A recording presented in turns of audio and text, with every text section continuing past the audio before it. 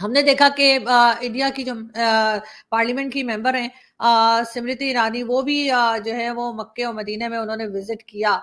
और कि women minister Smriti Irani जो है साड़ी में दिखाई दे रही है। क्या वजूहात है कि सऊदी अरब जो है इंडिया पर जान निछावर कर रहा है, अपने सब कुछ पॉलिसीज इंडिया के ऊपर डिपेंड करे कि जैसे इंडियन चलाएंगे सऊदी वैसे चलेगा।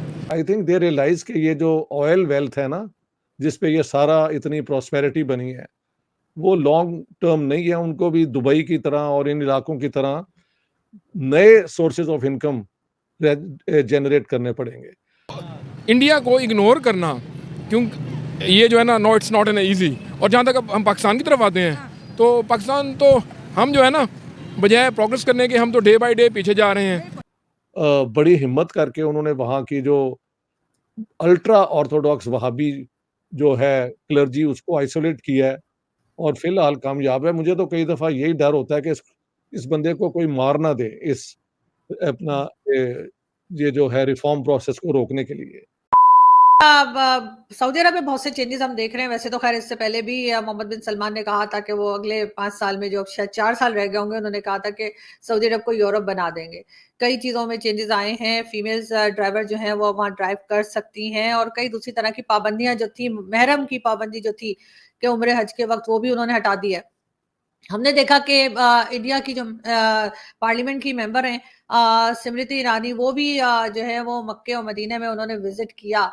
और सर, क्या चेंजेस देख रहे हैं हम कि सऊदी अरब बदल रहा है, लेकिन बाकी इस्लामिक वर्ल्ड, जिसमें कि पाकिस्तान भी शामिल है, क्या हमारे सुधरने के कोई चांसेस हैं? अगर सऊदी अरब इतना बदल सकता है तो हम क्यों नहीं?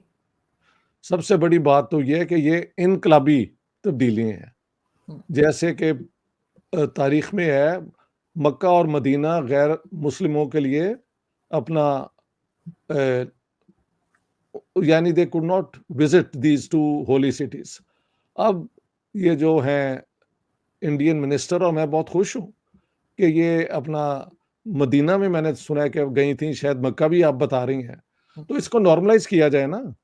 मजहबी ये हमारी होली सिटीज तो हैं, तो सारा कुछ जो यहाँ पे होता है वो सैटेलाइट्स, ये वो सारी दुनिया देखती है, तो ये पाबंदी लगाने का फ़ायदा क्या है? मोहम्मद बिन सलमान जो हैं वो बिल्कुल, आई थिंक दे रियलाइज़ कि ये जो ऑयल वेल्थ है ना, जिस पे ये सारा इतनी प्रॉस्पेरिटी बनी है, वो लॉन्ग टर्म नहीं है। उनको भी दुबई की तरह और इन इलाकों की तरह नए सोर्सेज ऑफ इनकम जनरेट करने पड़ेंगे। तो मोहम्मद बिन सलमान जो है वो अक्लमंद, इन्फॉर्म्ड, एजुकेटेड आदमी है।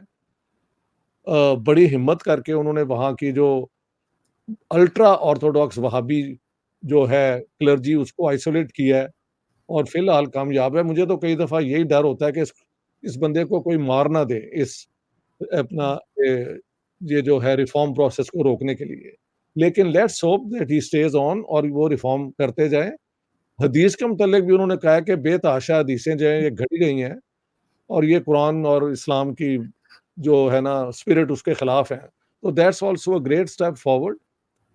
औरतों का जो आप बता रही हैं कि महरम वाला जो वो था रिक्वायरमेंट, वो उन्होंने ख़त्म कर दी है और वहाँ पे बीचेस बनेंगी। बाकी जैसे मिडल ईस्ट में इतनी इनकम, इतनी वो entertainment, prosperity, comfort, luxury, whatever you want to call, उन लोगों ने एस्टेब्लिश कर लिया, तो सऊदी अरेबिया पीछे रह गया था। तो अब आपका दूसरा सवाल कि क्या इसका असर हम पे होगा? वो बात ये है, फिलहाल तो हम उन्हीं के पीछे लगे रहे हैं ना। चॉइसेस थी आइदर ईरान और सऊदी अरेबिया, दोनों फंडामेंटलिस्ट थी। ईरान की फंडामेंटलिज्म अभी कायम है, कायम दायम है, और सऊदी अरेबिया ने अपने तरीके बदल दिए हैं। उम्मीद ये है कि ये सारी इन्फ्लुएंसेस एक दिन पाकिस्तान तक भी पहुंच जाए, क्योंकि काउंटर चीजें भी हो रही हैं ना। टर्की के अंदर अर्दोगान साहब खिलाफत दोबारा रिस्टोर करने की सोच रहे हैं, मेरे तुर्किश दोस्त बताते हैं। तो वहां पे अतातुर्क ने तो इनको लिबरेट कर ही। कि विमेन मिनिस्टर स्मृति ईरानी जो है साड़ी में दिखाई दे रही है। क्या वजूहात है कि सऊदी अरब जो है इंडिया पर जान निछावर कर रहा है, अपने सब कुछ पॉलिसीज इंडिया के ऊपर डिपेंड करे कि जैसे इंडियन चलाएंगे सऊदी वैसे चलेगा। जी मैम, थैंक यू। तो अच्छा, आपका क्वेश्चन बड़ा थॉट प्रोवोकिंग भी है और बड़ा लॉजिकल भी है, और ये करंट इश्यूज़ को भी टच कर रहा है। तो असल में प्रॉब्लम ये है कि ऑल ओवर द वर्ल्ड ना अब रिलीजन मैटर नहीं कर रहा। क्या बात है? अच्छा, अब जो है ना वो इकोनॉमिक्स मैटर कर रही है। और जहाँ तक आप इंडिया का कह रही हैं कि वो अपनी फॉरेन पॉलिसी के तहत जो है ना Muslim country specially Arab world से ज़्यादा क्लोज हो रहा है, इतना क्लोज हो रहा है कि हम भी यहाँ चले गए हैं। तो अच्छा, उसकी एक रीज़न ये है कि इंडिया जो है ना बूमिंग इकॉनमी है, उसने यूके को पीछे छोड़ दिया है। I think now is the fifth largest economy of the world and this matters. और जहाँ तक सऊदी अरब की बात है, तो सऊदी अरब भी ना जो एक उनकी ट्रेडिशनल पॉलिटिक्स थी या वो जो रिलाई करते थे ऑयल पे, तो वो भी अपनी इकॉनमी को डाइवर्शन दे रहे हैं और टूरिज्म के एतबार से, और यूएई के मॉडल को वो फॉलो कर रहे हैं। और उनका जो था ना मोहम्मद बिन सलमान, उसने सलमान शहजादा, अच्छा क्राउन प्रिंस, अच्छा उसने जो है ना 230 का एक प्रोग्राम दिया है और उसमें $100 बिलियन इन्वॉल्व हैं, जिसमें वो टूरिज़्म को बूस्ट करेंगे और अपने कंट्री की इकॉनमी को इन्हांस करने के लिए ना वो यूएई का मॉडल फॉलो करना चाह रहे हैं। और क्योंकि जो इंडिया है now he is the economic power of the world, ठीक है, तो इंडिया को इग्नोर करना, क्योंकि ये जो है ना no it's not an easy. और जहाँ तक अब हम पाकिस्तान की तरफ आते हैं, तो पाकिस्तान तो हम जो है ना बजाय प्रोग्रेस करने के हम तो डे बाय डे पीछे जा रहे हैं। हमारे जो अपने फॉरेन रिजर्व हैं वो भी उधार के मांगे हुए हैं, बेड़ा गर्क हो गया। अच्छा, यूएई के और सऊदी अरब के और नहीं, वो हमारे फॉरेन रिजर्व भी उन्हीं के रखे हुए हैं। और हम आईएमएफ के बगैर जो है ना एक दिन नहीं चल सकते। और हमारे मुल्क का ये हाल है कि हमारी जो माइक्रो लेवल की पॉलिसीज़ है ना, उनको भी आईएमएफ डिक्टेट करता है कि बिजली के बिल ये होने चाहिए, पेट्रोल ये होना चाहिए, ये होना चाहिए। तो फिर उस मुल्क की क्या इज्जत रहेगी जब आपका prime minister, ex prime minister खुद ही कहता है कि beggars can not be choosers. तो हम फ़कीर हैं, तो फ़कीर का मुकाबला एक तरक्की करते हुए मुल्क के साथ नहीं हो सकता। और जो फॉरेन पॉलिसी है, इसको रिलीजन डिक्टेट नहीं करता, अब इसको इकॉनमी डिक्टेट करती है। और इसको वेपन भी डिक्टेट नहीं करते। अगर इसको वेपन भी डिक्टेट करते होते तो यूएसएसआर का कोलैप्स ना होता। तो ये जो रीज़न है ना, ये इकोनॉमिक्स है, इसके अलावा कुछ भी नहीं है। और इकोनॉमिक्स के आगे ना कोई रिलीजन है ना कुछ और है।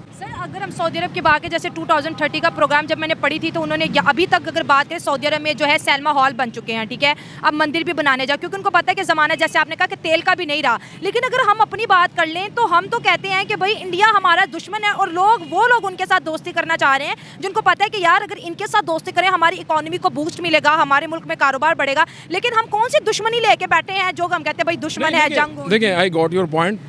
ये 2-3 डेकेड्स पहले की बात है कि जब इंडिया हमें अपना दुश्मन तस्लीम करता था।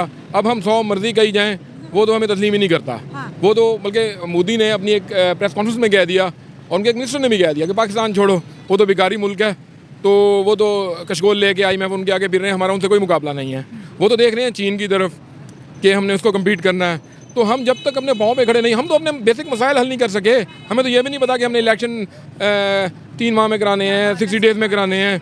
हमें अपने फॉर्म ऑफ गवर्नमेंट का कोई नहीं पता। हमारा तो हाल ये है कि हमारी जो जजमेंट सुप्रीम कोर्ट की आज कुछ होती हैं, कल कुछ होती हैं।